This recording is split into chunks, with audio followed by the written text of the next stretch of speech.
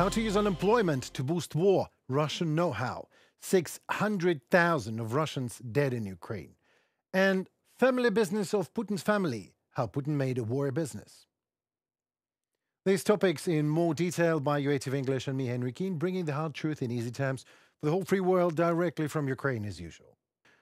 So, the Russian army has lost more than 600,000 soldiers killed or wounded since the start of the full-scale invasion of Ukraine, including 1,120 in just one day, the General Staff of the Ukrainian Armed Forces reported.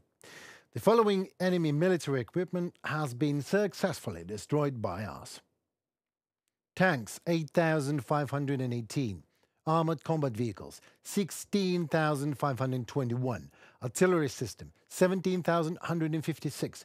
Multiple launch rocket systems, ARMLRS, 1,166. Air defense systems, 926. Aircraft, 376. Helicopters, 328. Operational tactical UAVs, 13,864.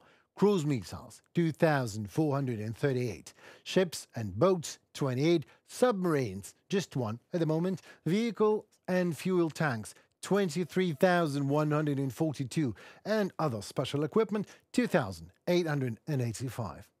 I mean, the world sees it and discusses the number of Russian losses between 400,062 and 728,000 Russian troops who have been killed and wounded, The Economist reports. That is a cost of criminal aggression and counting. So I could be actually giving you more videos and countings and figures, but instead I would like to finish this topic here with just one short announcement. What about the reputation losses? Everyone thought Russia was a juggernaut of sorts, and it ended up losing territories and 600,000 men. I guess our beloved UATV viewers are right after all. Indeed, Russian army is a second mighty army in Russia, right? If you are an elderly dictator who instigated a war that's supposed to bring you new lands, fame of strategic genius, and, if not respect, then at least a fear of your Western counterparts, yet all you have now on hand is a war economy deeply addicted to oil and gas injections. Domestic currency that is down fivefold. International politics kicks you out of almost everywhere. ICC indicts you, and as a cherry on the top, the country you invaded has invaded you back, setting a concrete solid control of about around 1,000 square kilometers of your lands, and now you urgently have to find at least 30,000 experienced soldiers to even stop them from advancing, let alone making them turn back, and all you have actually 18-year-old boys, conscripts, and the paradigm of absolute national indifference. The one you have planted in the national subconsciousness on your own by literally amending the constitution of Russia, turning it from a manifest of national freedom and sovereignty into the manifest of your absolute, unquestionable power. If you are all that, then you are Vladimir Putin of Russia. And the existential question that is clearly looming on the horizon for you is, what do I do now? Since Moscow and St. Petersburg are untouchables of sorts in regards to very, very unpopular mobilization, where do I, as a dictator, find those 30,000 soldiers needed urgently? Well, nowhere. Oh, wait.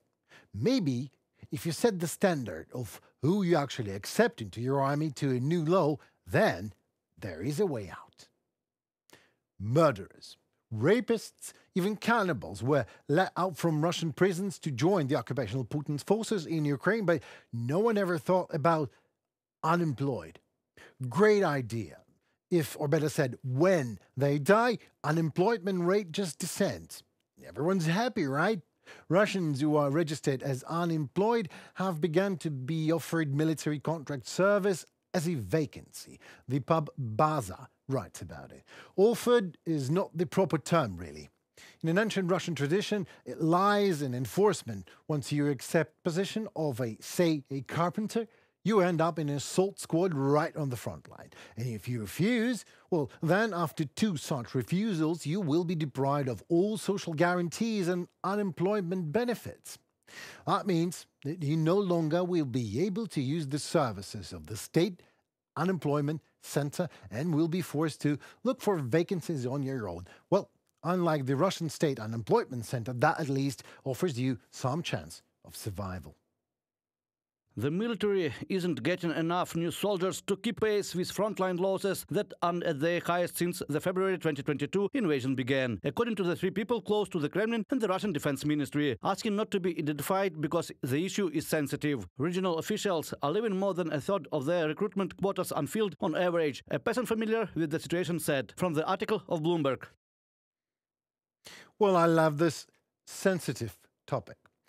A prison in northern Ukraine has recently accepted 320 Russian prisoners of war from the Kursk region of the Russian Federation. 80% of them are conscripts with no military experience at all. This was reported by the New York Times, citing a prison's authorities. Some of the prisoners had shrapnel or gunshot wounds. Before becoming Ukrainian POVs, Russian conscripts, 80% of them just 18 or 20 years old boys, told their stories to journalists, how they were placed in platoons of about 30 people in concrete fortifications spaced about 1.5 kilometers apart along the border. Then they faced what they called a sudden, fierce attack and quickly stopped fighting and simply surrendered, the New York Times reported. Well, back in the fall of 2023, a brilliant idea of SUFOR, I call it SUFOR, Special Unemployed Forces of Russia, crossed suddenly Lieutenant General Andrei Gurulev's mind.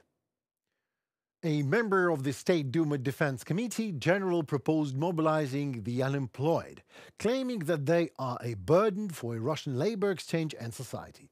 For those employed, the general proposed introducing a 12 to 15-hour working day and to cancel all the weekends.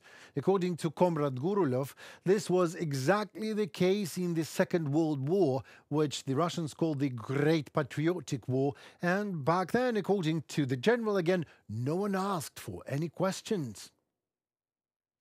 We do not know where exactly General Gurulov's children serve. However, what we do know for sure is that the incredible losses, according to Western intelligence sources, exceeding 100,000 people over the past 3 months in the Kursk region, forced the Kremlin to look for additional cannon fodder, and the huge shortage of contract soldiers, despite millions of rubles in payments, makes the absolutely unpopular mobilization seem absolutely necessary, Bloomberg notes. According to them, a new call is planned to begin at the end of this year already.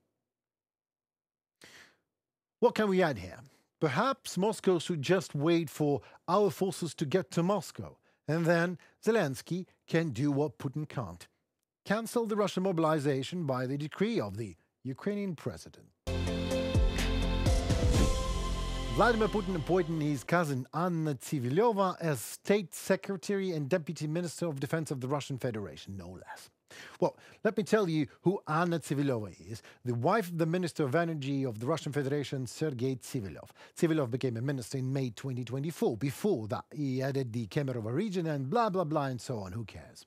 Let us jump to directly Anna's main achievements in life. It is her maiden name, Putin. So she probably greeted people. Hi, I'm Anna Putin, a Russian indicted dictator's cousin.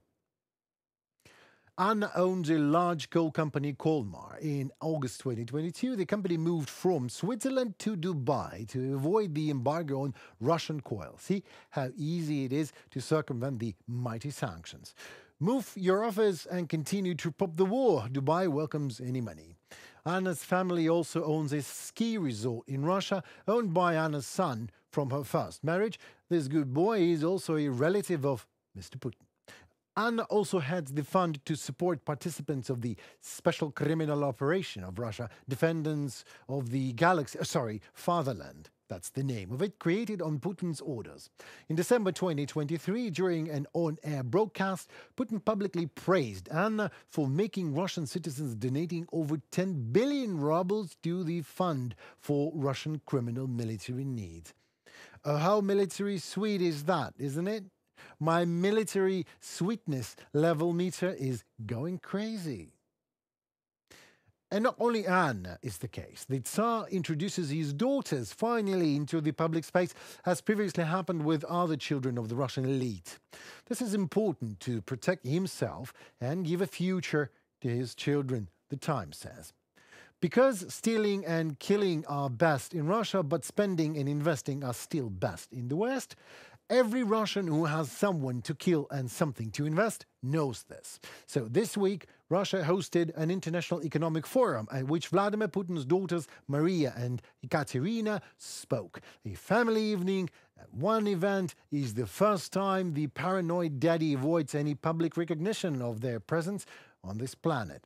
It is known that the eldest 39-year-old daughter Maria is an endocrinologist, and the youngest daughter, 37-year-old Katerina, is a dancer, which, of course, gives her the full right and expertise to participate in a roundtable dedicated to the military-industrial area.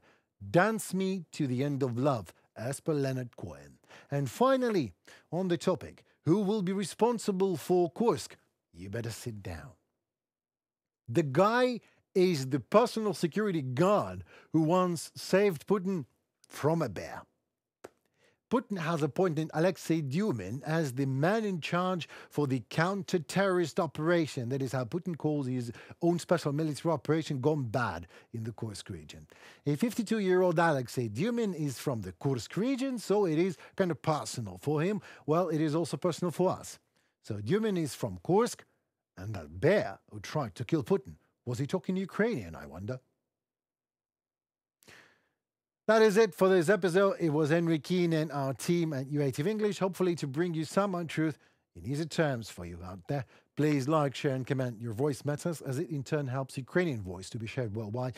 More to come already tomorrow, so please stay safe and tuned for it. Thank you. Goodbye.